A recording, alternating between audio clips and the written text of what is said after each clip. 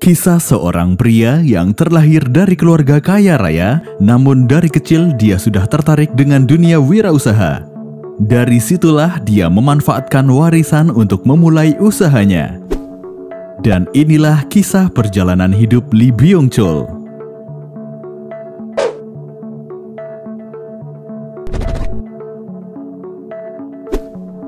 Lee Byung-chul lahir pada tanggal 12 Februari 1910, putra dari keluarga kaya pemilik tanah dan sempat mengenyam pendidikan perkuliahan di Universitas Uesda Tokyo meskipun tidak sampai lulus. Kemudian pada tahun 1937, Lee Byung-chul menggunakan warisannya untuk membuka penggilingan padi untuk usaha yang pertama di Daegu. Namun usahanya itu tidak berjalan dengan baik sehingga pada tahun 1938 Lee Byung-chul mendirikan perusahaan angkutan truk dengan nama Samsung Sang-ho. Selain itu, perusahaan ini juga merambah ke bisnis perdagangan ekspor di Korea. Mereka menjual ikan, sayuran, dan buah-buahan ke China.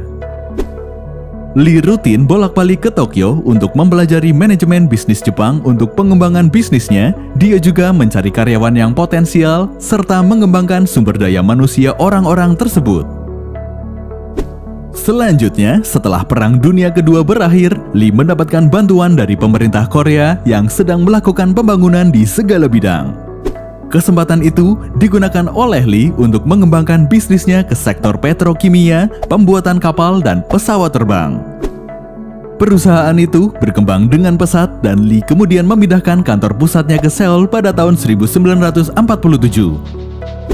Ketika pecah Perang Korea, ia terpaksa meninggalkan Seoul dan memulai usaha pabrik gula di Busan yang bernama Seoljedang.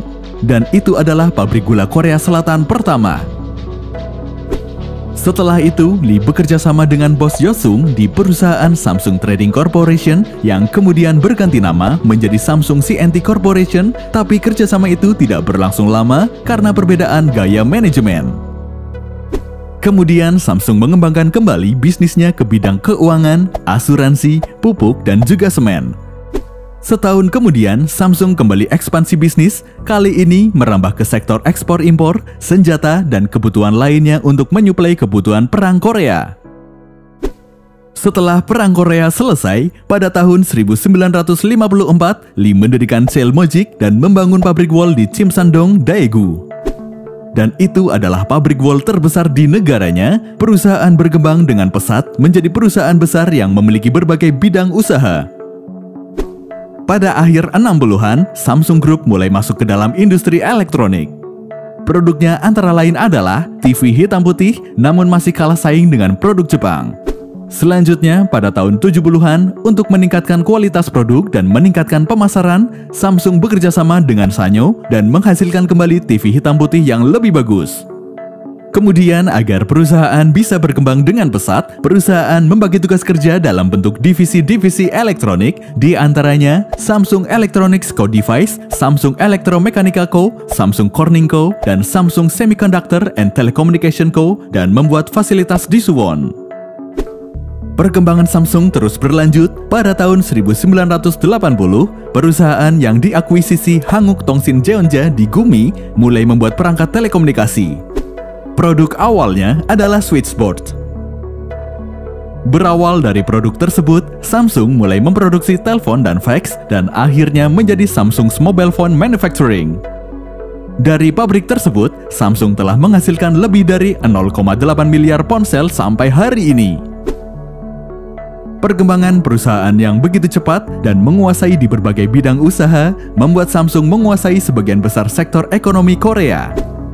Oleh karena itu, Samsung mulai berani berekspansi ke luar negeri dengan membangun pabrik perakitan peralatan elektronik di Portugal, New York, dan Tokyo pada pertengahan tahun 1980-an. Dan pada tahun 1987, Samsung juga membangun pabrik di Inggris. Namun di tengah Samsung yang terus berkibar, sang pendiri yaitu Lee Byung-chul harus tutup usia pada umur 77 tahun. Setelah Lee meninggal, Samsung kemudian dipecah menjadi 4 grup, yaitu Samsung itu sendiri, kemudian retail dan department store, dan divisi makanan dan hiburan, serta divisi kertas dan telekomunikasi. pada tahun 1988, Samsung berhasil memproduksi ponsel pertama mereka dan terus berkembang, dan beberapa tahun kemudian, Samsung berubah menjadi perusahaan multinational corporation yang membawahi berbagai macam anak perusahaan. Selanjutnya, pada era 90-an hingga tahun 2000-an, anak perusahaan Samsung yang bergerak di bidang konstruksi mendapatkan kontrak untuk ikut membangun Menara Petronas yang ada di Malaysia. Tak hanya itu, Samsung juga menjadi kontraktor Menara Taipei di Taiwan hingga menjadi salah satu kontraktor pembangunan Menara Burj Khalifa di Dubai. Di bidang elektronik dan komunikasi juga tak mau kalah, pada tahun 90-an, Samsung berhasil membuat telepon genggam atau HP pertamanya. Selain HP, Samsung juga memproduksi chip memori. Dalam sektor itu, Samsung dapat menjadi pimpinan pasar hingga sanggup menyaingi perusahaan sekelas Intel. Samsung menjadi produsen chip memori terbesar kedua di dunia setelah Intel. Tak puas dengan keberhasilan itu, Samsung terus melakukan berbagai inovasi dan pengembangan, dan pada tahun 1995, Samsung berhasil menciptakan monitor LCD pertama. Selanjutnya, pada tahun 1997, saat dunia mengalami krisis finansial global, Samsung berhasil mengatasinya dan tidak tumbang berkat manajemen yang kuat dan berbagai sumber daya yang dimiliki. Seakan tak terpengaruh, Samsung terus melakukan inovasi hingga pada tahun 1998, Samsung berhasil membuat TV digital pertamanya. Dan pada tahun 2000-an, Samsung menjadi raja dalam produksi LCD di dunia hingga pada tahun 2004, Samsung dapat mengalahkan Sony, salah satu perusahaan terbesar dalam bidang elektronik. Beberapa tahun kemudian, Samsung dan Sony akhirnya menjalin kerjasama untuk memproduksi LCD berukuran besar dan mereka membentuk perusahaan SLCD.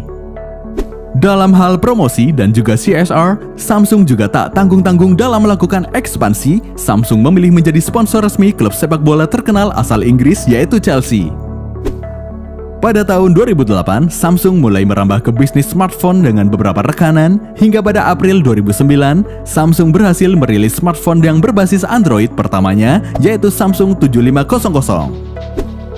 Kemudian pada tahun 2010, Samsung mengembangkan smartphone tersebut ke beberapa seri. Pada tahun itu pula, Samsung juga mencoba membuat prosesor sendiri dengan nama OS Bada dengan produk Samsung 8500. Namun produk yang menggunakan prosesor OS Bada kurang laku di pasaran hingga pengembangan OS Bada terpaksa dihentikan.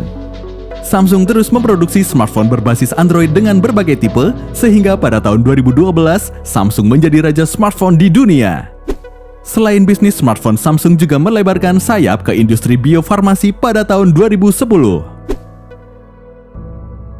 Itulah kisah perjalanan hidup pendiri Samsung. Semoga video ini bisa bermanfaat dan memotivasi kalian. Terima kasih dan sampai jumpa di kisah perjalanan hidup tokoh inspiratif berikutnya.